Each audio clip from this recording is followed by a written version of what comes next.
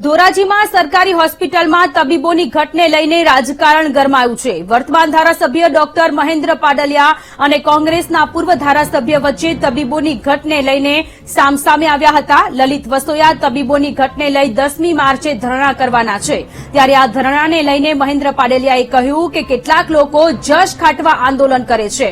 મહેન્દ્રભાઈએ કહ્યું કે આરોગ્ય મંત્રીને ભરતી અંગે રજૂઆત કરી છે અને ભરતી પ્રક્રિયા ચાલુ હોવાનો દાવો કર્યો હતો। ધોરાજી સિવિલ હોસ્પિટલમાં જે ક્લાસ 1 અને ક્લાસ 2 ડોક્ટરની જગ્યાઓ ખાલી છે એ બાબતે મારે આપના માધ્યમ દ્વારા સ્પષ્ટતા કરવાની કે જે ક્લાસ 1 ડોક્ટરની 9 જગ્યા છે એ 9 પૈકી 4 નિયમિત ભરેલી છે અને બાકીની 5 જગ્યા ઉપર સીએમ સેતુ કાર્યક્રમ અંતર્ગત ડોક્ટરો આવે છે અને આ સીએમ સેતુ યોજના અંતરના જે ડોક્ટરો છે એમાં જે કાયમી ડોક્ટર મળશે ત્યારે એની પણ નિયમિત રીતે નિમણૂક કરવામાં આવશે।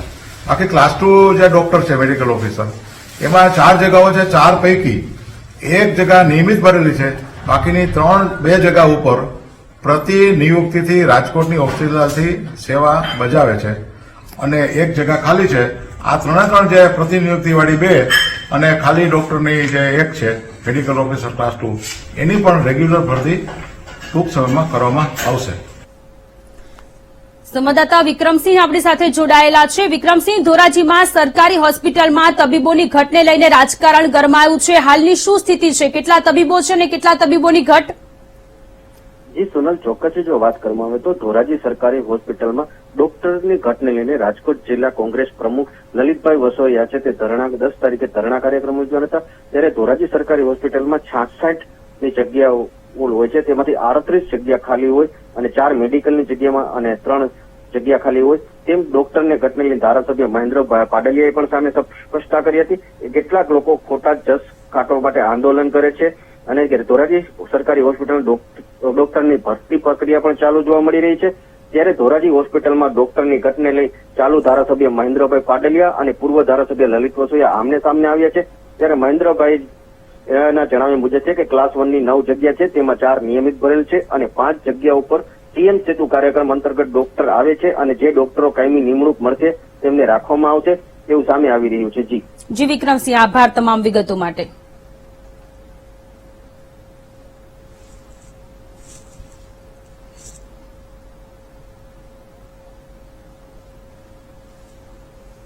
ધોરાજીના પૂર્વ ધારાસભ્ય કોંગ્રેસના લલિતભાઈ વસોયા આપણી સાથે જોડાયેલા છે। લલિતભાઈ, ધોરાજીમાં સરકારી ડોક્ટર્સની ઘટ જોવા મળી રહી છે, હાલની શું સ્થિતિ છે? આપે વિરોધ પ્રદર્શન કરવાની પણ વાત કરી છે, ધરણા ઉપર ઉતરવાના છો?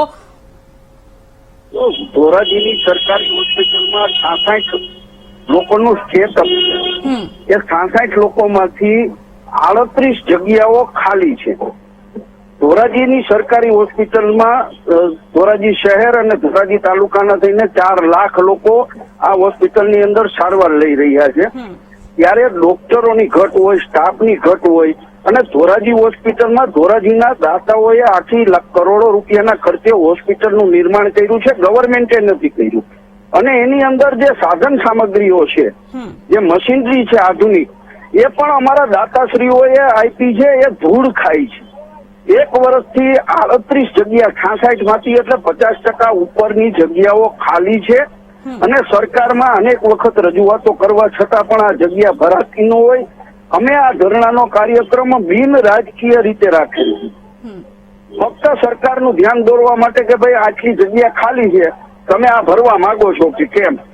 ત્યારે અમારા ધારાસભ્ય રાજી રહ્યા છે અને કહી રહ્યા છે કે ટૂંક સમયમાં ભરતીની પ્રક્રિયા ચાલુ છે। હવે તમે પણ જાણો છો કે આખા ગુજરાતની અંદર આવી કોઈ ભરતીની પ્રક્રિયા આરોગ્ય વિભાગ દ્વારા ચાલુ નથી, ત્યારે કઈ રીતે તમે ભરતીની પ્રક્રિયા ચાલુ છે એમ કહો છો?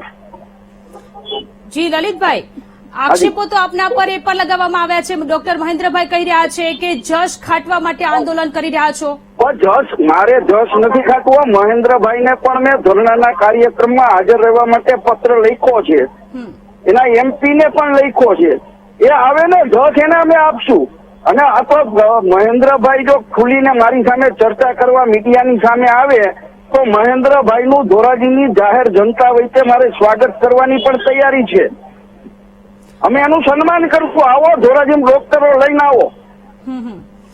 તેમણે કહ્યું કે આરોગ્ય મંત્રીને ભરતી અંગે રજૂઆત કરી છે. સૌથી પહેલા અત્યારે સવાલ એટલા માટે થઈ રહ્યો છે કે જ્યારે પણ ચૂંટણી આવતી હોય છે ત્યારે વાયદાઓ કરવામાં આવતા હોય છે. આરોગ્ય ક્ષેત્રે પણ કામ કરીશું તે પ્રકારના વાયદાઓ થતા હોય છે, પરંતુ પક્ષ હોય કે વિપક્ષ હોય, ગમે ત્યારે જ્યારે પણ જાહેર જનતાની સેવાની વાત કરવામાં આવતી હોય છે ત્યારે વિપક્ષ પણ જેટલી મજબૂતીથી જનતાની સાથે ઉભું રહેવું જોઈએ. આપને શું લાગી રહ્યું છે કે વિપક્ષ એટલી મજબૂતીથી ઉભા રહી રહ્યા છે? પણ આપ જોવો છો કે મેં ધરણાનો બિન રાજકીય રીતે ધરણાનો કાર્યક્રમ રાખ્યો છે. એનો રેલો એને કામ નથી કરવું, ફક્ત ચૂંટણી વખતે વાયદાઓ કરવા છે, એવા લોકો વિરોધ કરવા માટે નીકળ્યા છે. તો તમે વિરોધ કરવાને બદલે તમારી ડોક્ટરોની ભરતી કે સ્ટાફની ભરતીની જવાબદારી તમારી છે. લોકોના આરોગ્યની ચિંતા કરવાની જવાબદારી પ્રજાએ તમને આપી છે. ત્યારે એ ચિંતા કરવાને બદલે તમે એમ કહો છો કે લિંબરજસ ખાટવા માટે કરે છે, કરો ને. હું તમારા VTV ના માધ્યમથી અમારા ધારાસભ્યને કહું છું કે આવો તમે ધોરાજીની અંદર પૂરા 38 નો સ્ટાફ નો ભરી શકો તો કાંઈ નહીં, પરંતુ તમે એમાંથી 20 જણાનો સ્ટાફ ભરો. હું લોકસભાની ચૂંટણી વખતે જાહેર મંચમાં ધોરાજીના 5000 લોકોની વચ્ચે ધારાસભ્યનું સન્માન કરીશ. લલિતભાઈ, હાલની સ્થિતિ શું છે ધોરાજીમાં? સરકારી હોસ્પિટલમાં કેટલા ડોક્ટરો છે, કેટલા ડોક્ટરોની ઘટ છે, અને ત્યાં રહેતા સ્થાનિક લોકોને કેવા પ્રકારની તકલીફો પડી રહી છે? જો સ્થાનિક ડોક્ટરો છે નહીં, અને એને કારણે જ અમે આ કાર્યક્રમ રાખ્યો છે. લોકોના આરોગ્ય સાથે ચેડા થઈ રહ્યા છે, ડોક્ટરો નથી.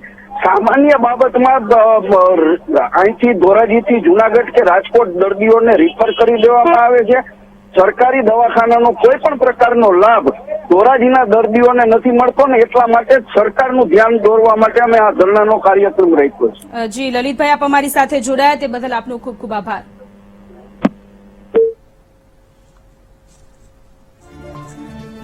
તો ધોરાજીમાં આરોગ્યને લઈને કેવા પ્રકારની સ્થિતિ છે તે આપણે જાણ્યું છે.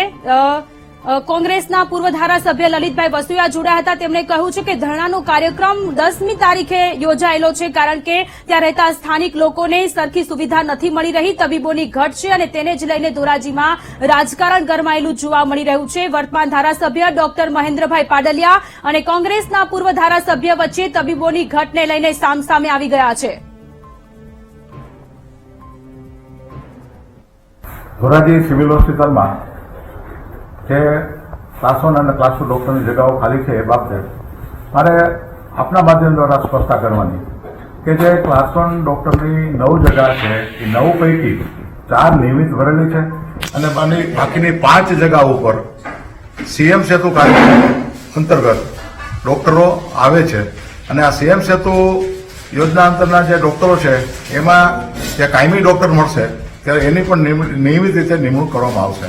બાકી ક્લાસ 2 જે ડોક્ટર છે મેડિકલ ઓફિસર એમાં 4 જગાઓ છે. 4 પૈકી 1 જગા નિયમિત ભરેલી છે, બાકીની 2 જગા ઉપર પ્રતિ નિયુક્તિથી રાજકોટની હોસ્પિટલથી સેવા બજાવે છે અને 1 જગા ખાલી છે. આ 3 જે પ્રતિ નિયુક્તિવાળી 2 અને ખાલી ડોક્ટરની જે 1 છે મેડિકલ ઓફિસર ક્લાસ 2 એની પણ રેગ્યુલર ભરતી ટૂંક સમયમાં કરવામાં આવશે.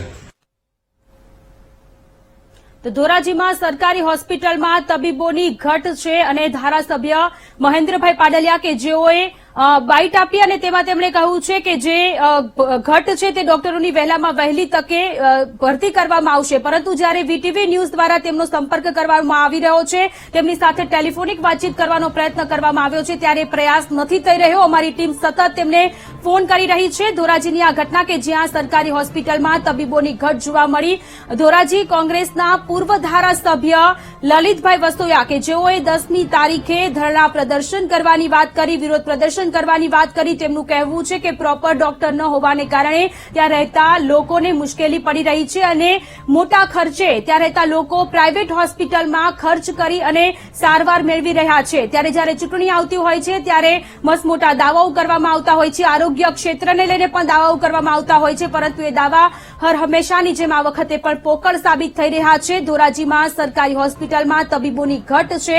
ધરણા પ્રદર્શનનું આયોજન કરવામાં આવ્યું છે. જ્યારે મહેન્દ્રભાઈએ લલિતભાઈ પર આક્ષેપો લગાવતા કહ્યું કે તેમણે જશ ખાટવા માટે આ પ્રકારનો ધરણાનો કાર્યક્રમ આપ્યો હોવાની વાત કરી છે. મહેન્દ્રભાઈ દાવો કરી રહ્યા છે કે ભરતી પ્રક્રિયા ચાલુ છે. ટૂંક સમયમાં ભરતી પ્રક્રિયા પૂર્ણ કર્યા બાદ ડોક્ટર્સની નિમણૂક કરવામાં આવશે તેવો તેમણે દાવો કર્યો. જ્યારે વીટીવી ન્યૂઝ તેમનો સંપર્ક કરવાનો સતત પ્રયત્ન કરી રહી છે.